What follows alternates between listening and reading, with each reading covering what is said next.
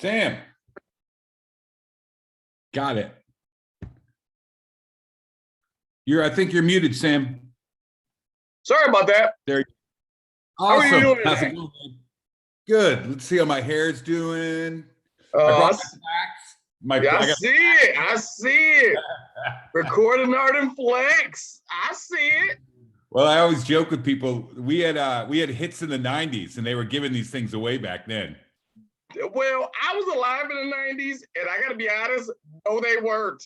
No, they don't. Nobody gets them now. They get like these weird plaques for like spins, subscribers, spins, downloads. Or it's like it's not the same. No one's selling this many records now. I really wish I would get behind the scenes of me a little bit more. You got a Breaking Bad poster, the Die Hard poster. It has sentimental value, but and a bunch of hats. No, I like them. Yeah. Oh yeah, a bunch of hats. That's quite a hat collection, and those are clean. Yeah, those are not all of them. Those are not all of them. Those are the ones. What's going on? Yeah, we're in my office right now. Those are the ones where, like, unfortunately, I'm saying this, like, I have to flex when I'm out. But those are not the what I would like to call the downgraded hats, like stuff that got messed up over time. If you those are the ones in rotation, current rotation. Yeah, like right here. I don't know if you noticed. You know, Chan, you are where you from? I rep Detroit a lot. I'm from Jersey. Well, sort of. You are the pride of Hamilton, Ontario, Canada. That's true. Way of Preston, New Jersey. But it was a brief stay, 3 months. But well, like, I don't know if you listen to the podcast or whatever. We like to have fun here, and that's all this is. Well, I cracked open a cherry vanilla Coke Zero for the occasion, so we're on the same page, because I cracked open right here a regular Coke. I don't know how to say it. I don't like just straight up Coke, dude. You're living large. Classic Coke. Let's do it. Classic Coke. That's it. Welcome to the podcast, and I don't give it to you. I don't give it to you. By way of Princeton, New Jersey, the right on, Ontario, Canada. I was in fact Chan Kinchla. Well said. Traveler, look, I want to say this up front. We're having fun on this podcast, and we're doing it. We've already recorded. I'm having fun. Look, I am a fan. And when I say I am a fan, I want to put it on Front Street. Before I even jump into my questions, before I even jump over whatever I got to jump into, I am a four-time karaoke champion at Eastern Michigan University. Wow. With you, the help of y'all, because I always closed my penultimate finish was Hook. My favorite. The funny thing is my son, who doesn't really do it, but his friends do TikTok, and apparently Hook was trending on TikTok. It's a great karaoke because it's got the rap, but you know it's recognizable. It's got a great little melody, and then it's got the rap for you to show off a little bit. I'm telling you, I look, I'm showing my age a little bit, child of the 90s and all that other good stuff, but I am a karaoke champion because of Hook, because you want the crowd on your side with the rap, and you want the I guess the vocal part of it, not to take away from you. Hey, it's karaoke. And when you do that, you get a crowd on you because they love the lyrics. They love they just love the song as a whole. And then look, I'm sorry, I don't know how you're gonna feel about this. You're the ultimate. When I'm bringing it home, you got to do Bare Naked Ladies, Brian Wilson. That's another one. I don't give a damn who you are. If you hear those two back to back, the crowd is the champion. Hey, I guess song choice is very important in karaoke. Yes, it is. We've done a lot of shows with them over the years in various festivals. We've toured together. I attended one. I don't know if you remember this, and I'm not asking you to, but this is at the Masai Temple. This gotta be 90, maybe 99, early 2000s. Maybe it's like 90, 98, 99. It was probably Horde. We did a whole Horde with them. Yeah. And you guys rocked it. Granted, I was there. I loved every moment of that show because it was like a cavalcade, everything I loved at the time. And it was such, and if you read the crowd, I'm a person, like I can have my own personal feelings, but if you read the crowd, everyone was jamming to you guys. There may be a little bit of enhancements. That's the word I want to use. Oh, sure. Horde stands for hippies on recreational drugs everywhere. There it is.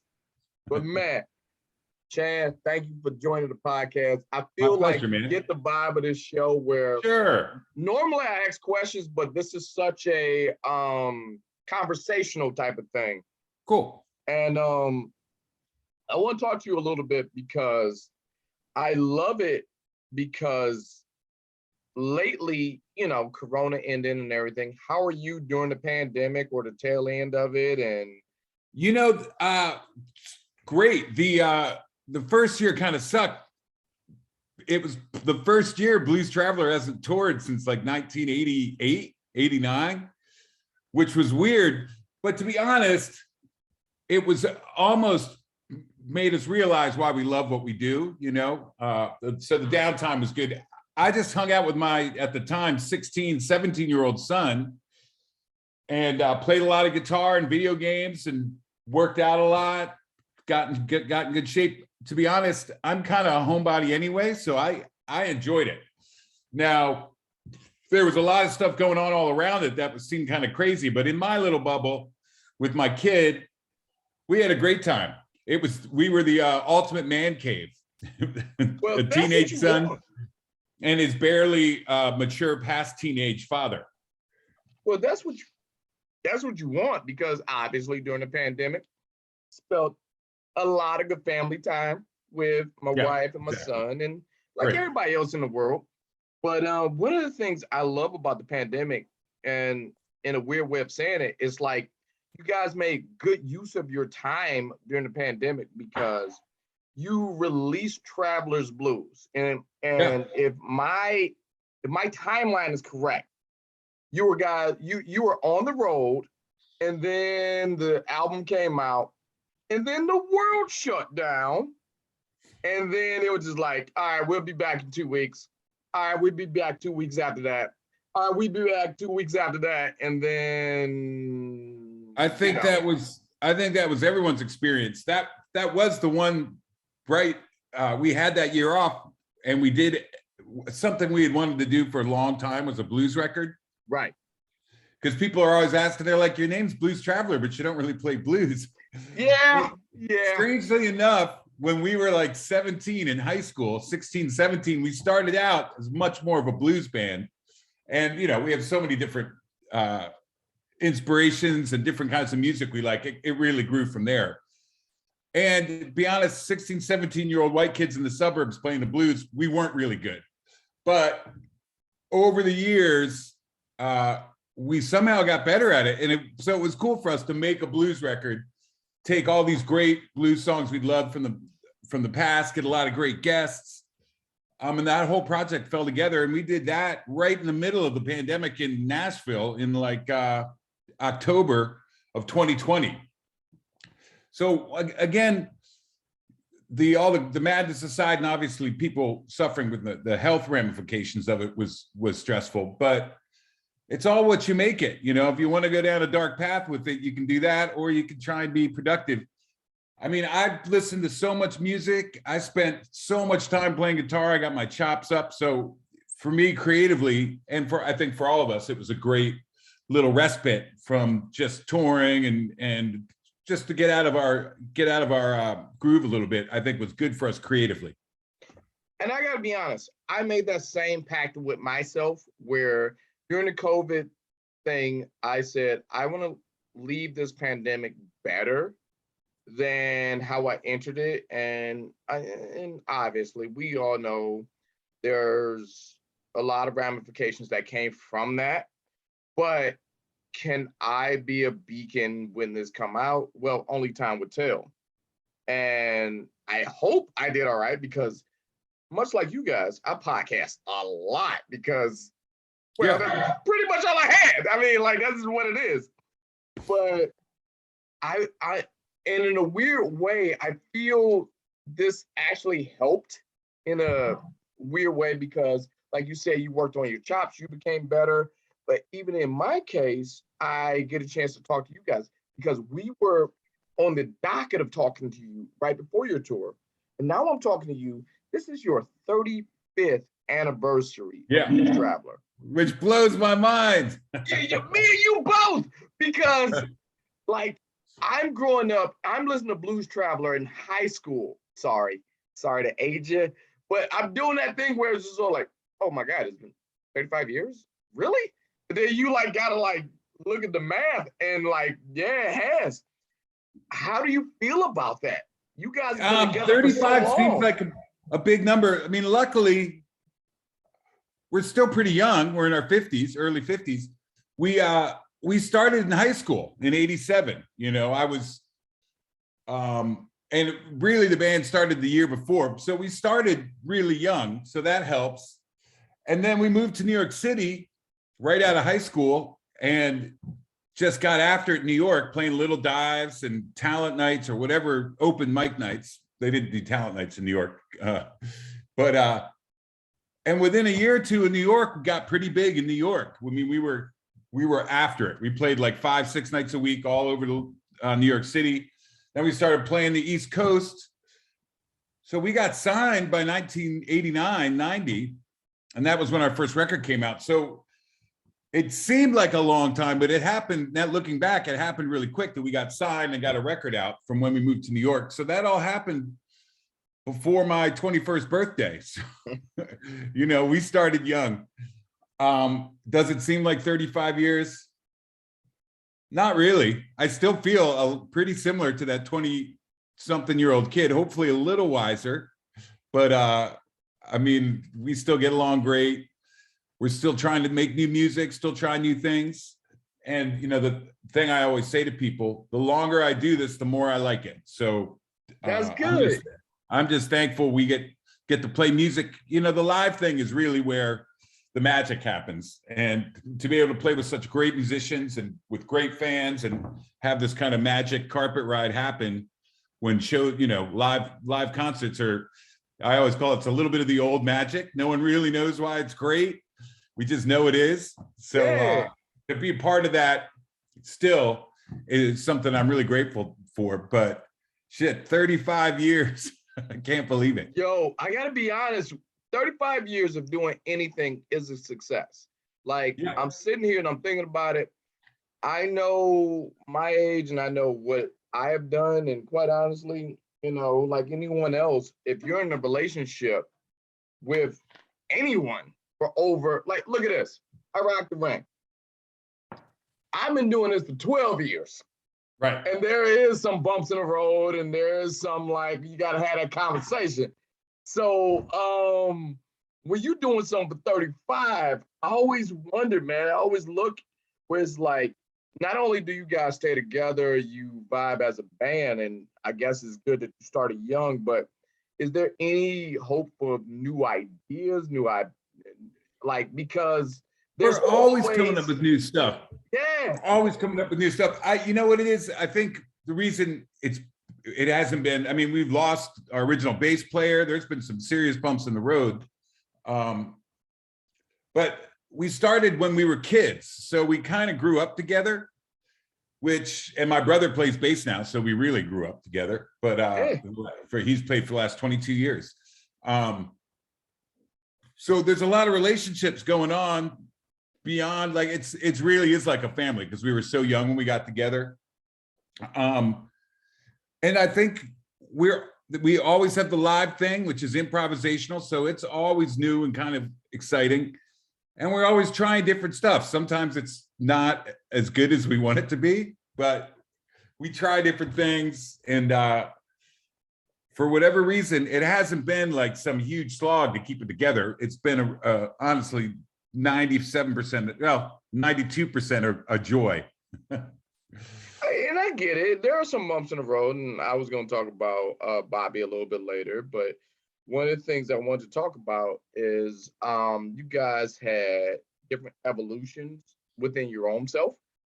But one of the things I've noticed that Blues Traveler has done, especially getting ready for this podcast, I did a little homework and I saw the evolution of jam bands injected with you guys. So when I see jam bands, obviously the Grateful Dead pops out. You talk about Fish, Fishbone. You talk about you name it, you guys. And when you say that, where do you feel you guys have something to do with it? Because we live in a world right now where everything, for lack of a better term, scripted. Yeah. Scripted reality, this, that, and the third. So when you hear jam band, and like I talked about Hook earlier, like one of my earlier songs or some I love is Sweet Pain, and please do that on tour whenever you get a chance, because look, guys, I know it's long. Those are my favorite songs. Well, we're a jam band, so long's all right. So, but what I'm getting at, when I hear stuff like that, and I see the evolution of jam bands, how we go in the future, where do you guys look at that? Because everyone makes room for a good time, and you guys are a good time. So yeah, how does it weigh? I mean, it is interesting. A lot of live music now has triggers and loops, and as sonically as great as it sounds, because it's so even and it's EQ'd right and everything's right where it's supposed to be. It does take some of the life out of it. For us, I always say it's like there was the Grateful Dead, of course, but also Jimi Hendrix, Led Zeppelin. We grew up, all those kids, Fish, us, and then there's Fish, Us, and Widespread were kind of like the jam bands on the East Coast, the second generation. They called us back then, they called us neo-hippie, before jam bands was the term, the neo-hippie bands.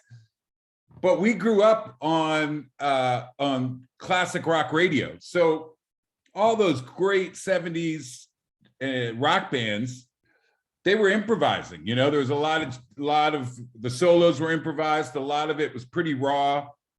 And we would get little cassettes of all that and hear how they were changing it every night. And when you're kind of trying to capture the mood and the sound and the crowd and trying to take in the environment and play in that kind of that feeling, happy little accidents happen all night long. It's really, I mean, it keeps you invested. And it's probably a reason why all these jam bands still do so well touring is not a lot of people are doing that now. I mean, jazz has always been kind of was the first ones to really do it. All that bebop jazz was so improvised. That's really where it started, and we're great fans of that music. So that still does it. But in the rock and roll, I think that's the reason why these bands also stayed together so long is the live show is always evolving, always changing, and that keeps everyone invested. When we go out and have to, the idea of doing the same set every night, note for note, cue for cue, would just freak us out. I can't even imagine, but that's how a lot of bands tour. To me, it seems so different than what we do. It'd be tough for me to feel as engaged with it if I knew what it was going to be, and I'm just trying to hit my marks perfect every night. Like, one of the things I always feel good about, like, listening to not just you guys, but jam bands, and how you told me, like, people who sit in and the people who are with you guys. And I want to talk about the current tour that's happening, the AM Gold tour, where you talk about Horde earlier, but the AM Gold tour where you are cultivating this weird pop culture / jam band world where you should buy your tickets now because you're going to have a good time. You guys in Blues Traveler has had a lot of WTF moments. And whether that be opening for the Stones, Sure. being in the end of Kingpin, one of my favorite movies, SNL, touring with the Allman Brothers, having Carlos Santana sit in. And Those are also great ones. We won a Grammy. I mean, mean, like, honestly, a scruffy jam band like us having all the getting in the mid 90s, all these top 40 hits and winning a Grammy was, I mean, we were just out of left field. That was the most humorous. I mean, we couldn't believe it. So I gotta know, what is your favorite WTF moment? And I want to toss this one out there because favorite. I don't know. When I saw this, all right, look, I saw this on VH1. I'm aging myself by saying this. Oh, the behind the music? No, I think this was not Storytellers. They had this show where it was just, I don't know. I gotta be honest. I'm saying Storytellers, but I know it's not Storytellers. All right. Where Bruce Willis, for no reason, just showed up. It was just there. He sat in with you guys. Yeah, Bruce has been a fan. I mean, Bruce is a harmonica player. So he kind of idolized John, and he loves rock and roll. So he's off and on. He's been on an album of ours, North Hollywood Shootout. He did a spoken word thing. I mean, I haven't seen him in a while, but he's a fan, and he's been, popped by shows over the years. I mean, that stuff's great. Honestly, the doing big sporting events like playing the Final Four or going to the Super Bowl and playing a big party there, doing like halftime shows at Green Bay at the opening of the Frozen Tundra one football season. Those kind of things we love because it just. I know you said Green Bay. Well, I'll let it slide. You're like, it's a lot in Detroit happening here. Yeah, right. But the Frozen Tundra. I get it. So those kind of things are a huge. Anytime we get to do something out of the ordinary, we do get a big kick out of that. Honestly, for us starting out in these little clubs in the Lower East Side. It's fine. You can swear on my podcast. It's fine. These little shithole clubs in the Lower East Side to like 8 people, where we were giving away free drugs to get people to come. And you'd be surprised you can fill a house if you're giving away free drugs. But starting there, and then we sold out Madison Square Garden like 7-8 years later was a huge. That was a huge evolution for us. I mean, there's so many. The filming back when videos were a thing, and the record companies would throw like $500,000 at making a video. We were like out in the swamps on these in Louisiana on these giant rusted cranes out over the Mississippi. Or we rented this huge villa with a live tiger and 12 strippers for a video and all that kind of stuff. Just that's the stuff that amuses us. So luckily those things keep happening. You just kind of, them when you're in them. You're like, this is just funny, man. How are we here? All right, I gotta say this because you guys strike me as a band who just live in the moment. And when you live in the moment, I get it. There's some things happen and you just gotta go with it. And one of the things is your former manager, Bill Graham, the legendary Bill Graham. Before I even wax poetic on how awesome he is as a person, I was wondering, do you have a favorite story about him? Yeah.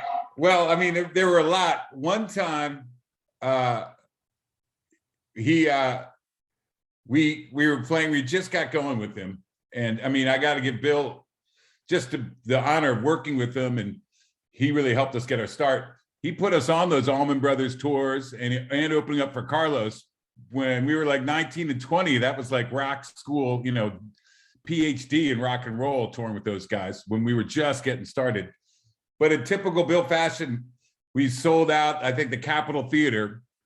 And it was like the heyday of grunge and everything. And I was stage diving and like afterwards, Bill wants to talk to you. We thought he was going to say, that's amazing. You guys are amazing. You sold out. And I come back and he starts yelling at me for stage diving. Bill was unimpressed with all the little stuff you'd think we'd be impressed with. He was always about, and his whole thing was the crowd needs to be happy, the band needs to be happy, the promoter needs to be happy. If any one of those three people aren't happy, it's a shitty show. So it was good for us to kind of get our head right when we were young. And some of that legendary Bill Graham vibe definitely rubbed off on us. So it was such an honor working with him. And it was a huge tragedy when we were just kind of getting rolling when he died in a helicopter crash. And who knows what would have happened, but we're very grateful that we got a couple years of him guiding the ship. It was really cool. I will say this, you guys have always been fun. And I guess that the Bills' level of discipline gave you guys something that probably was already there, because you guys, before the 4 album, where the world essentially changed for you guys, and I'm only speaking from an outsider's experience. When the 4 album happened, I guess you guys were so in tune to where you were as a band, where stuff like that wouldn't necessarily shift the focus, if lack of a better term. We were definitely established in who we are, though. Even that, we were kind of this funky jam band thing that was growing, and then we got all this pop success. So it definitely, like, our crowds were like this mix of MTV fans and then our hardcore fans. It was definitely a little shake up, but the ride was just awesome. So, we did the best we could with it. We did the best we could with it. Because in a weird way it works, because when you offer those new people, like look, I'm not gonna front. I showed up around 4 like everybody else. Then I worked backwards. And when I worked backwards, I was like, oh, I like this song, or I like that song, or I like this. Yeah. And then I went forward with you guys. So I want to say this. We like playing this game on the podcast. I love doing this. And giving me so much of your time already. No problem, man. This is a game. Chan, if you're ready to play the game, let's play the game. It's called Things I Read on the Internet. Okay. I don't know if these are real or fake. I asked questions already. It was very conversational. But I'm just going to ask some straight up questions that I don't have answers for. All right. Well, I'll see what I can do. You ready? Because some crazy shit's happened. It could easily be real. Yeah, I'm pretty sure. 35 years. So crazy shit didn't happen. Yeah. I will have questions. Yeah, no, it happened. First question. You are a self-taught guitar player.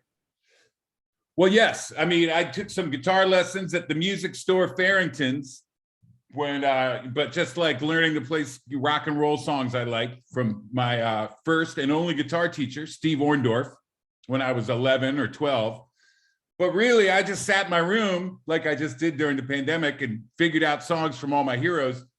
But then very soon thereafter, I got in Blues Traveler, and we would just play down in the basement, and then we all learned to play in little bars in New York. So for the most part, other than a year or two learning some rock songs with my one and only guitar teacher, Steve Orndorff. Love you, Steve. Miss you.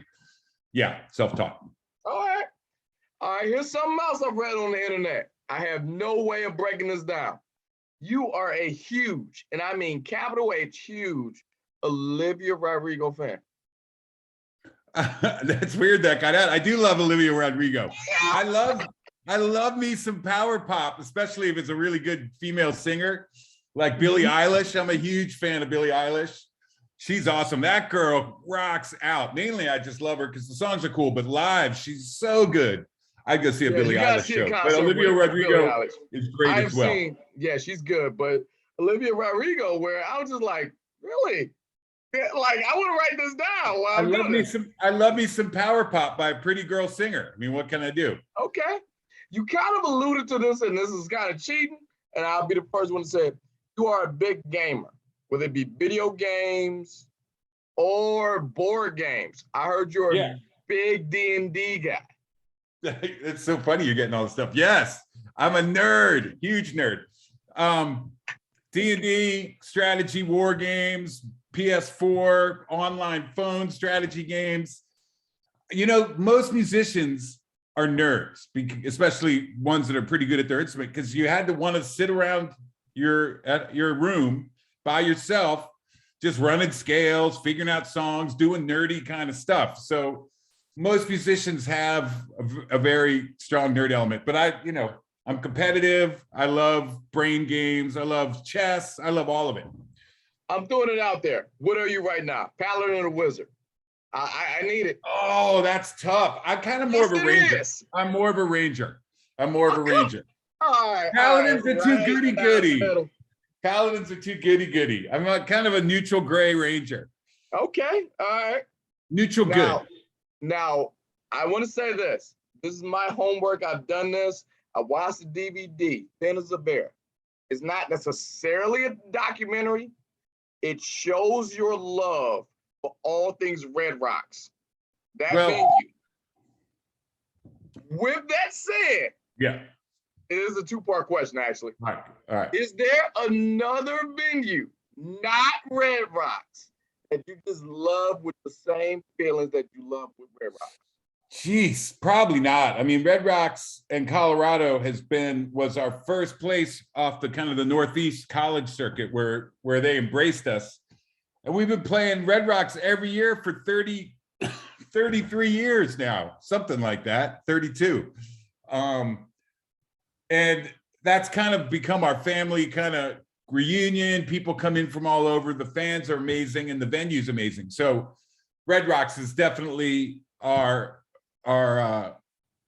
favorite venue, in so many ways. But there's so many different great venues. I mean, sometimes that Tuesday night gig in Indianapolis at some funky little theater in the middle of nowhere, that's the best gig of tour. You never know where things are just gonna pop off. And then that'll be my favorite, venue for the next year. You never know. Okay. You never know when it's gonna go off. It makes sense, and that makes sense. But going from that same DVD, you had an ambition for Blues Traveler. As a whole, you wanted to be the first band to play in space. That would be awesome. That's still on the table. You can do that. 100%. And now all these rich dudes are going up all the time. Maybe one of them can bring us up. Rich dudes hire us for gigs all the time. We're happy to do it. So it would be a perfect opportunity. And we could actually play up there. We wouldn't need tracks and all the rest of it. Yeah. But no, that kind of gives you a sense of, we were pretty ambitious in our early, we came up with that in like 1988 or 89. We wanted to be the first band in space. So still a dream and a lot closer to reality. Yes. Maybe now we got to shoot for Mars, first band on Mars. You can do that. I mean, because now it's such a reality. And quite honestly, this is the best game of things I've read on the internet with any guest I've ever had, Chan. I want to tell you this, because it's making it a thing. Someone's going to be the first band in space. Someone's going to be that. Not only, you can double down. First band in space, first band on Mars. You can knock it out in one fell swoop. Right, because we'd have to be in space on the way to Mars. There you go. All right, now you're giving us something to keep us fired up for the next 20 years. All right, I gotta ask this because I'm a fan and I've heard this rumor a lot. All right.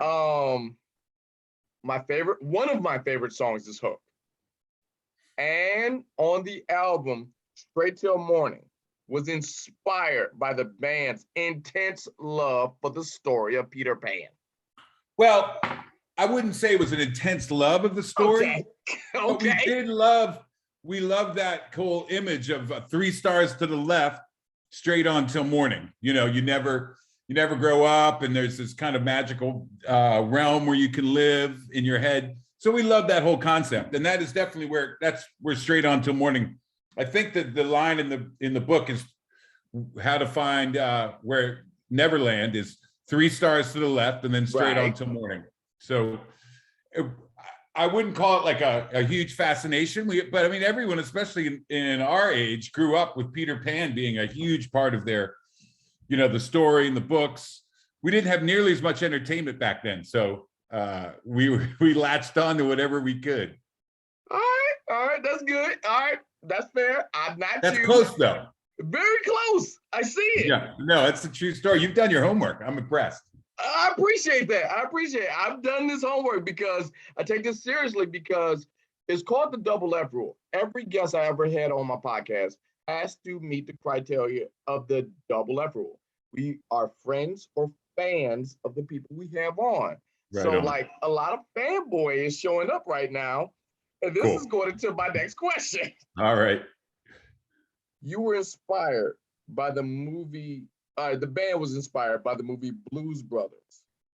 Your initial type of band and how you convey yourselves is inspired by Blues Brothers. Well, I mean, that roundabout the way is John, when he was a kid, was a huge comedy fan and loved Belushi and at Saturday Night Live, and then he loved Belushi and Aykroyd and the whole Blues Brothers thing. And that's why John picked up harmonica, because of the Blues Brothers. First he was into comedy, and then he saw that and he picked up a harp and found that he had already knew he kind of had some musical talent, but the harmonica really spoke to him.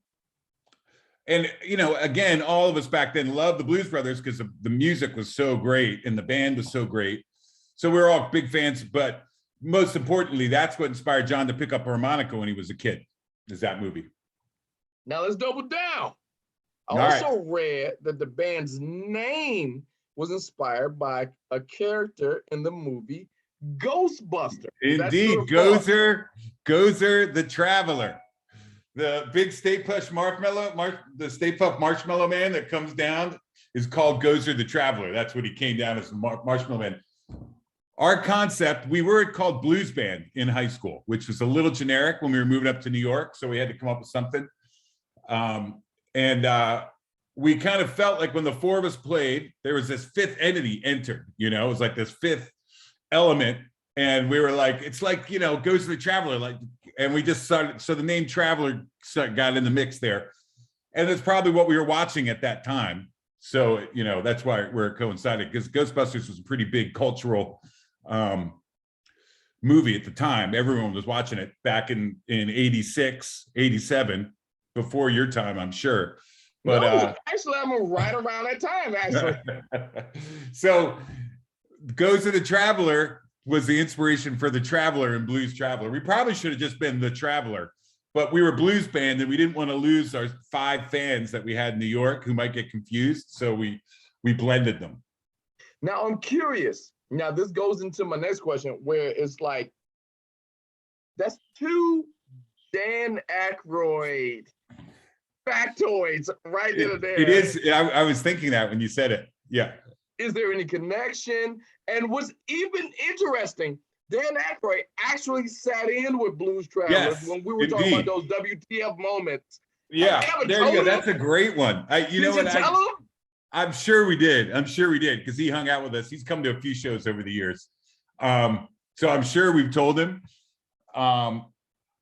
But it's just, I think he was just culturally really relevant. And, you know, Dan Aykroyd started House of Blues. He's really responsible for bringing a lot of music in and kind of blending comedy and music and movies. He had a lot to do with that. So it kind of makes sense that we were kind of fascinated with that whole world that he was kind of helping to bridge. So I guess it makes sense, but it's also kind of an interesting coincidence. That's awesome.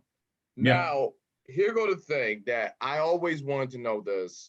Mainly, this is a kid growing up in the 90s and hearing all of this stuff. But obviously, with Bobby, we kind of alluded to that earlier. You had some lineup changes over the years. Yeah. And one, unfortunately. Yeah, fortunately or unfortunately, just one. And with that said, your brother Tad showed up. Mm-hmm. And then there was a keyboardist, and then, you know, you guys kept trucking. Now, here was one of the criterias that I heard, and I can't prove this. That's why I'm asking you. All right. I read on the internet. Criteria sounds very professional for us. We don't usually think that deeply about things. We usually more gut. Here's what I heard, and you can can put it in this if you want. So far, all these things have a basis in truth. So, but one of the rules of being in Blues Traveler, you have to be over 6 feet tall. Wait, you have to be what? 6 feet tall. Oh, 6 feet tall or higher. Joke. 6 feet tall. The band is really tall. I'm 6'5". Yeah. John's 6'4". The keyboard player is 6'2". My brother's 6'1", and the drummer's 6 feet. So think about that. We always were the biggest band in rock and roll because most musicians are short little.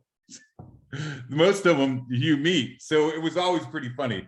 That was like, I think we said that tongue in cheek because it's always been so funny how huge we are compared to other bands. So we're bigger than the Beatles. Literally. Yeah, literally. I always thought that, but I never saw it on paper where it was just like, to be in Blues Traveler, you got to be over 6 feet. If there was a short little dude, it would look kind of weird in the pictures, wouldn't it? Yeah, you're right. Well, you're right. I mean, it's the way it worked out, but now that I think about it, it's probably good that we kept it up, kept it tall. Okay. All right. So, starting five. Anybody playing basketball anytime soon? How we looking at this? Yeah, I know you got a we love sports. Career. John's not the most athletic guy in the world, but we've done we played a lot of hoops over the years. But I think in the early days, it really helped getting paid from all these scumbag club owners. We used to have to use our size to get those crisp hundreds. Well, yeah, I get it. You got to eat. And quite honestly, Chan, I think if memory serves me right, I think you were a defensive lineman, right? I played football. I wanted, I love sports, and I did play all the high school sports, lacrosse and football anyway. Played baseball. And I was going to go to college to play football, but I decided the drugs and the women were better in rock and roll. So there you go. I mean, it's more of a longevity thing. You've been here for 35 years. So what are we talking about here? That's for sure. So I know that we're done with the game now. Things I read on the internet. We're done. I like the game. The game's fun. Yeah, because I have read a lot on the internet.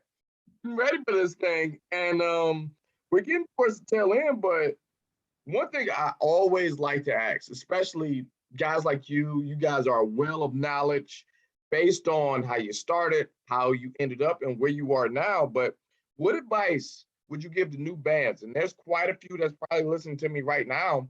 What advice would you give to new bands just starting out? Granted, it is a different time frame. It is a different time, but it kind of holds true. The thing that got us off the ground was we played anywhere and everywhere. And I do hear a lot of bands now who are like, we're rehearsing, we're getting ready, and then we're going to do this one show in like a month. I'm like, what are you waiting for? Find some little, you don't get good in a rehearsal room waiting for a showcase. You get good playing crappy little bars to like 10 people, get the kinks out, you get your vibe going. And then when the big shows come, you're ready. So if I had any advice, don't hem and haw, get your ass out and play some shows. There it is. And I want you to plug everything. I know I kind of talked about it briefly about the AM tour. You guys are back on the road. COVID is towards the tail end. Everybody is back, so ready to party. And what's next? We're going to the Grammys on April 3rd, I think. We're up nominated for a Grammy for this blues record, Blues Traveler, Traveler's Blues. So it's kind of fun to be nominated for a Grammy again. So going to Grammys will be yet again another fun moment. I missed the last Grammys because I was partying.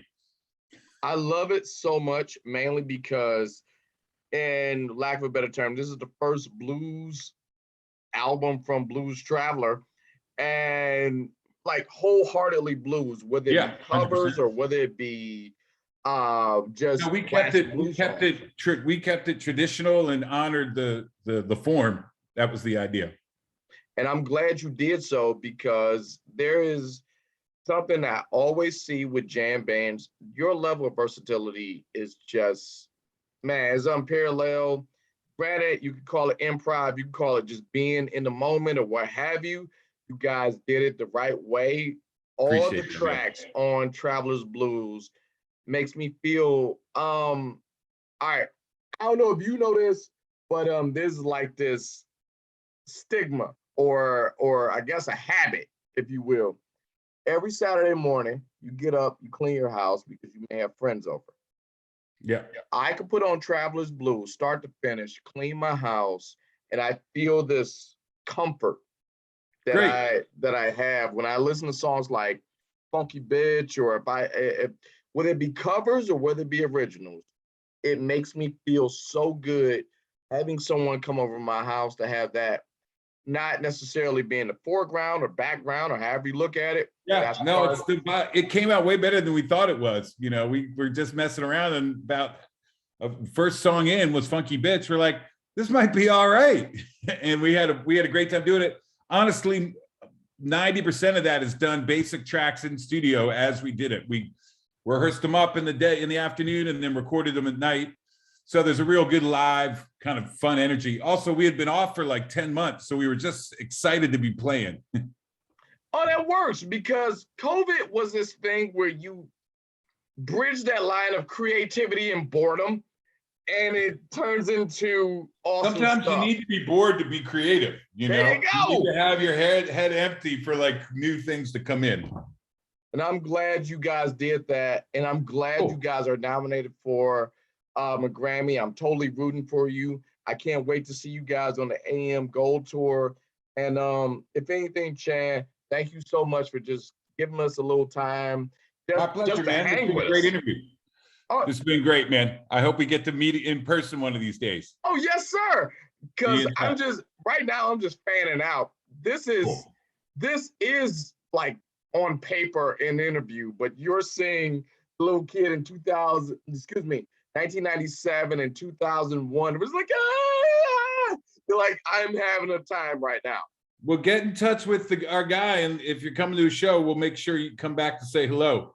All right, then. Hey, don't threaten me with a good time. Come on, bro. Come on, man. All right, man. But Chan, before we get up out of here, all things Blues Traveler, plug away. You want to talk about new stuff? You want to talk about social media?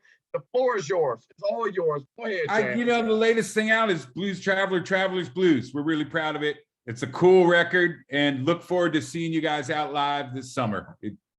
Playing live for the people is what we love to do the most. Thank you so much, Chan, and thanks for jumping on the podcast. I'm sorry, I ate up a lot of your Monday, but this is fun. This is all good, homie. Think I got to pick up my kid. Oh, I didn't know that. Oh, no, it's all good. He's 18. He's 18. He can always Uber. No big deal, dude. All right, man. Okay. Great talking to you. Have a great day. Thank you so much, Chan. Peace out, everyone. All right. Have a great day. You too. Bye.